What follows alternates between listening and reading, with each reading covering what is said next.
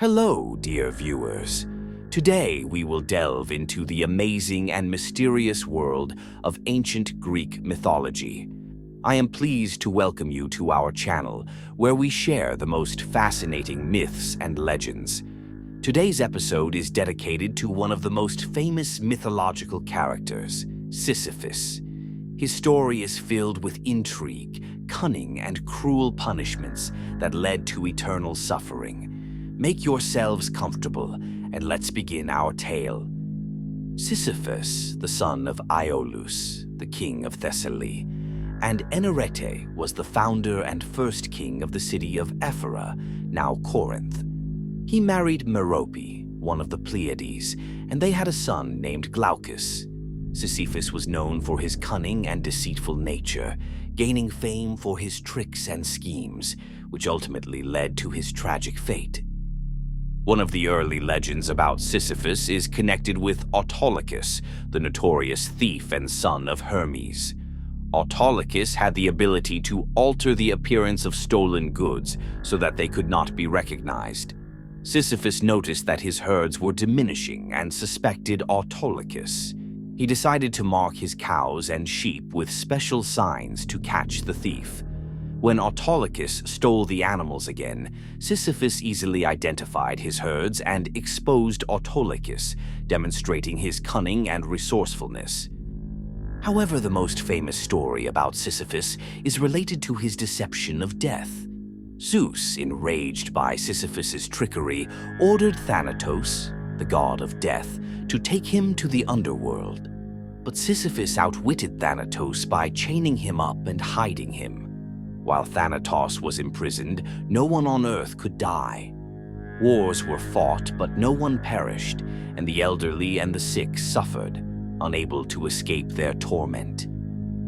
Eventually, Ares, the god of war, freed Thanatos, and Sisyphus was taken to the underworld.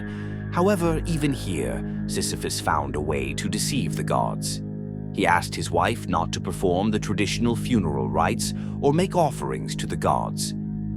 When Sisyphus arrived in the underworld, he complained to Persephone, the goddess of the underworld, about his wife's improper behavior and persuaded her to let him return to the earth to punish her. Persephone agreed, but Sisyphus was in no hurry to return to the underworld. Enraged by such deception, Zeus decided to punish Sisyphus with eternal labor. He was condemned to roll a massive boulder to the top of a mountain. Every time Sisyphus nearly reached the summit, the boulder would roll back down, and he would have to start all over again. This endless and futile punishment became a symbol of fruitless and vain effort. Sisyphus was not only known for his cunning, but also for his rule in Corinth. He was the founder and first king of the city. Sisyphus brought law and order to Corinth, developing the city and its economy.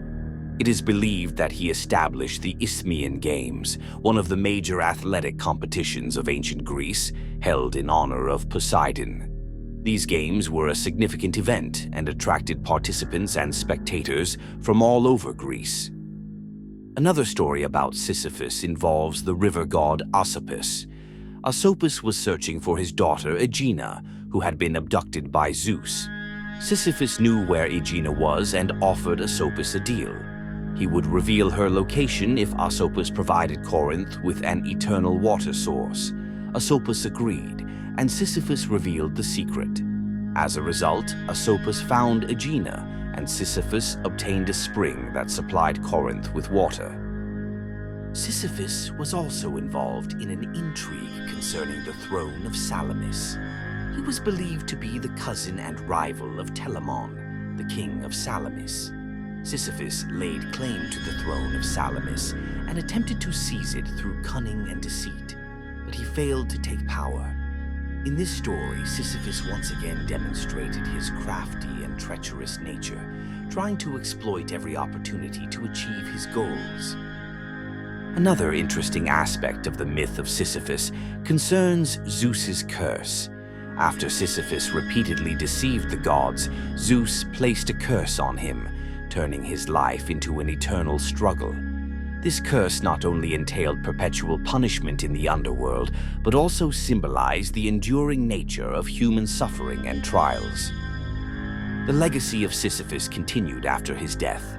His son, Glaucus, became the king of Corinth and carried on his father's work. However, Glaucus met a tragic end, being killed in a chariot race. His death is also linked to the curse hanging over Sisyphus's lineage, which continued to haunt his descendants. In one version of the myth, Sisyphus was aided by Hermes, the messenger of the gods. After Thanatos was freed from his chains, Zeus sent Hermes to personally escort Sisyphus to the underworld. Hermes, being the god of trickery and deceit, was the only one capable of overcoming Sisyphus's schemes. In this version of the myth, Sisyphus was unable to deceive Hermes and was sent to his eternal punishment. This myth emphasizes the inevitability of death and the impossibility of cheating fate. Merope, the wife of Sisyphus, was one of the Pleiades, the daughters of Atlas and Pleione. Legend has it that Sisyphus took great pride in his marriage to a goddess and often boasted about it. This provoked the anger of the gods, as Sisyphus was overstepping the boundaries between mortals and immortals. This myth underscores the theme of hubris and its consequences, illustrating that even great achievements can lead to downfall if they are rooted in arrogance. Sisyphus not only ruled Corinth, but also founded it. Legend has it that the city was established at the site where Sisyphus saw an eagle, a symbol of Zeus, and interpreted this as a sign of divine will. Sisyphus built the city with strong walls and beautiful temples, dedicating it to the gods. This myth highlights the importance of religion and divine intervention in the lives of the ancient Greeks, as well as the cunning and resourcefulness of Sisyphus, who always sought signs and omens to guide his actions. In the underworld, there was the river Lethe, whose waters granted forgetfulness. Legend has it that Sisyphus, aware of his fate, tried to drink from Lethe to forget his sufferings. However, the goddesses of fate did not allow him to do so, leaving him in eternal awareness of his torment. This myth underscores the theme of memory and suffering, showing that forgetfulness can sometimes be a mercy, which Sisyphus was denied. The myth of Sisyphus is not just an ancient legend, but a profound metaphor reflecting aspects of human existence. His story teaches us about resilience, perseverance, and finding meaning in life despite its challenges. Sisyphus reminds us that every day has significance and that even the most arduous tasks can bring satisfaction and joy. Thank you for joining us today and delving into the world of ancient Greek myths and legends. The story of Sisyphus is a reminder of the strength of the human spirit and our ability to find meaning even in the most challenging circumstances. If you enjoyed this episode, don't forget to like, subscribe to our channel, and hit the bell to not miss new videos. Share this video with your friends and leave your comments. Your feedback is very important to us. See you next time, and may each day bring you joy and new discoveries.